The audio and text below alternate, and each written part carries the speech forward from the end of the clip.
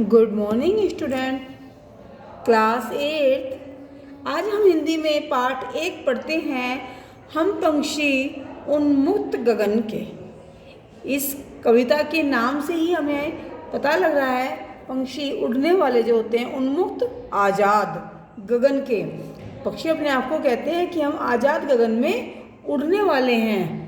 तो वो अपनी उस आज़ादी का वर्णन करने के लिए कवि ने देखिए पक्षियों के द्वारा ये बताने का प्रयास किया है कि किस प्रकार पक्षी आज़ाद रहना चाहते हैं और वो उसके लिए क्या क्या त्याग करने को भी तैयार हैं। उन्हें अच्छे से अच्छा खाना मिल रहा हो, पानी मिल रहा हो, वो सब कुछ छोड़ने को तैयार हैं, लेकिन आज़ादी पाना चाहते हैं।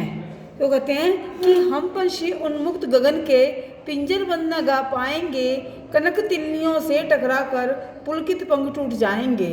वो कहते हैं कि हम पक्षी जो हैं वो उन्मुक्त गगन में अर्थात आज़ाद गगन में उड़ने वाले हैं। पिंजर बंद ना गा पाएंगे, हम पिंजरे में बंद रहकर गा ना पाएंगे अर्थात नहीं रह पाएंगे।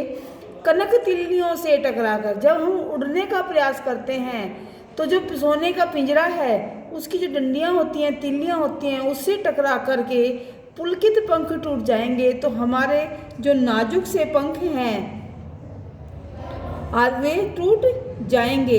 प्रेम के, हर्ष के, हमारे जो हम खुशी से उड़ना चाहते हैं वो हमारे पंख टूट जाएंगे। हम बहता जल पीने वाले मर जाएंगे भूखे प्यासे, कहीं भली है कटुक निबोरी कनक कटोरी की मैदा से। कवि कहते हैं कि हम पक्षी के द्वारा बताते हैं कि पक्षी कहते हैं कि हम बहता जल पीने वाले, हम बहता हुआ जल पीना पसंद करते हैं। मर जाएंगे भूखे प्यासे, हम भूखे प्यासे मरना पसंद करेंगे, लेकिन हमें रखा हुआ पानी या पिंजरे में हमें अच्छा खाना जो मिलता है वो हमें नहीं चाहिए। कहीं भली है कटुक निबोरी कनक कटोरी की मैदा से, हम खाने में कड़वे नीम की निम्बोरी, जो नीम का फल होता है निम्बोरी, वो खाने को तैयार हैं। सोने की कटोरी में रखी हुई मैदा से बनी हुई कोई भी वस्तु हमें अच्छी नहीं लगती, ना हमें चाहिए। तो वो एक अच्छा भोजन छोड़ने को तैयार हैं और कड़वा भोजन खाने को तैयार हैं। भूखे प्यासे मरने को भी तैयार हैं। वो कहते हैं कि हमें तो बहता हुआ जल ही पीना है। अगला है, स्वर्ण श्रृंखला के बंधन में अपनी गति उड़ान सब भूले, बस सपनों में देख रहे हैं तरु की फूंगी पर वे झूले। वो कहते हैं कि स्वर्ण श्रृंखला के बंधन में, जब हमें सोने की जंजीरों में बांध दिया जाता है, अर्थात हमारा जो पिंजरा है वो सोने का है, तो उसके अंदर हमें बांध दिया गया। अपनी गति उड़ान सा भूले, हम तो अपनी गति भूल गए, हम कितना तेज उड़ते थे, अपनी उड़ान भूल गए, कैसे उड़ते थे हम, ये उड़ना भी भूल गए हैं। बस सपनों में देख रहे हैं, हम तो बस एक सपना ही देखते हैं।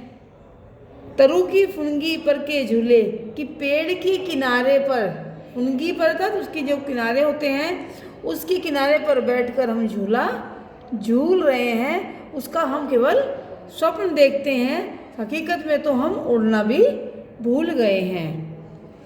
ऐसे थे अरमान की उड़ते, नील गगन की सीमा पाने, लाल किरण सी चोंच खोल चुगते तारक अनार के दाने। कवि कहते हैं कि पक्षी अपनी तमन्ना बता रहे हैं कि वो क्या करना चाहते हैं। ऐसे थे अरमान के उड़ते, नील गगन की सीमा पाने, कि हमारे ऐसे अरमान थे कि हम इतना तेज उड़ते कि हम नील गगन की लाश सीमा तक पहुंच जाते। जब किसी कोई लाश सीमा होती ही नहीं तो वो उड़ते ही रहते।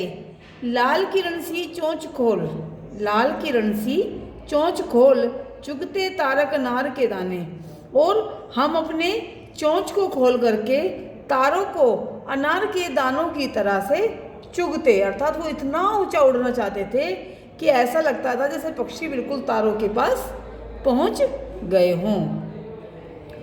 होती सीमाहीन क्षितिज से उन पंखों की होड़ा होड़ी, या तो क्षितिज मिलन बन जाता या तंती सांसों की डोरी। क्षितिज उसे कहते हैं जहाँ पर पृथ्वी और आसमान हमें मिलते हुए लगते हैं। जब हम कभी गाड़ी में बैठ कर जा रहे हों और हम गाड़ी में सबसे आगे बैठ जाते हैं तो हमें ऐसा लगता है सबसे आगे कि हमारी जो गाड़ी की जो इस रोड पर हमारी गाड़ी चल रही है वो रोड और आगे से आसमान दोनों आपस में मिल गए हों। जितना हम पास जाते रहते हैं फिर उतना ही वैसे ही रहता है और आगे हमें मिला हुआ लगता है। तो जहाँ पर हमें ज़मीन और आसमान मिलते हुए लगते हैं उसे हम क्षितिज कहते हैं। तो होती सीमाहीन क्षितिज से, कि जहाँ इसकी कोई सीमा ही ना हो, सीमाहीन जिसकी कोई सीमा ही ना हो, उस क्षितिज तक इन पंखों की होड़ा होड़ी, हम उड़ने वाले पंछी अपने पंखों की होड़ा होड़ी अर्थात प्रतिस्पर्धा, प्रतियोगिता रखते कि देखते हैं कौन वहाँ तक पहुँचेगा।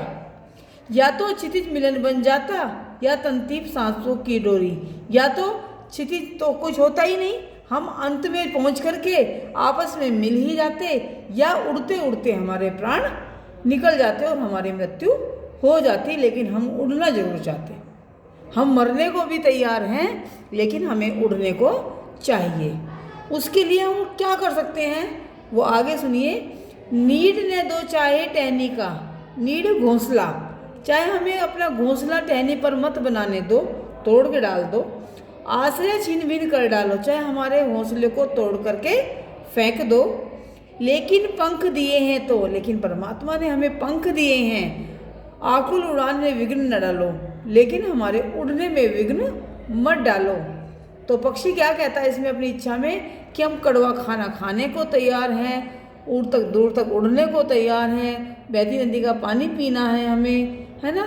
हमारा घोंसला तोड़ दो, टहनी पर मत रहने दो, कुछ भी कर लो लेकिन हमें उड़ने दो।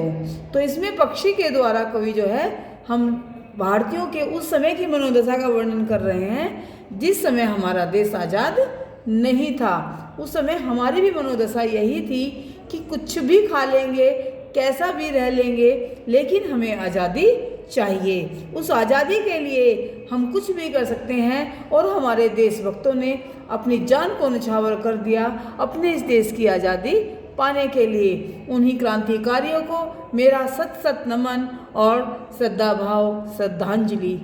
Okay bye.